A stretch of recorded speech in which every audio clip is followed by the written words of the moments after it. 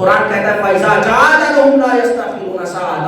وَلَا يَسْتَقْدِمُونَ۔ قرآن کہتا ہے جس کا وقت مقرر طے ہے نا اسے اسی وقت میں موت آ جائے گی، اور جب موت کا وقت قریب آتا ہے تو فرشتے آتے ہیں بندے کے پاس، اور جو بندہ گنہگار کافر اور فاسق ہوتا ہے نا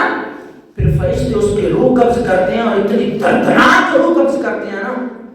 اللہ تعالیٰ ہمیں ایمان پر موت نصیب فرمائے۔ جب بندہ ایمان والا ہوتا ہے نا، محبت حضور کی محبت میں زندگی گزارتا ہے، تو فرشتے جب اس کی روح نکالنے کے لیے آتے ہیں تو اس کے چہرے پر مسکراہٹ آ جاتی ہے، اس کے چہرے پر مسکراہٹ آ جاتی ہے۔ اور جب کسی بے نمازی کی روح قبض کرنے کے لیے آتا ہے نا، جھوٹ بولنے کے لیے، جھوٹ بولنے والے بندے کی، مکار بندے کی، زناکاری بندے کی، تاش اور جنوں کے اڈے کو آباد کرنے والے بندے کی جب فرشتے روح قبض کرنے کے لیے آتے ہیں نا تو خدا کی قسم بڑی دردناک اس کی روح قبض کی جاتی ہے۔ اور سنیں حدیث شریف کے اندر آتا ہے جب بے نمازی کی روح قبض کی جاتی ہے نا، یا کافر فاسق لوگ کی بندے کی جب روح قبض کی جاتی ہے تو اس کی مثال دی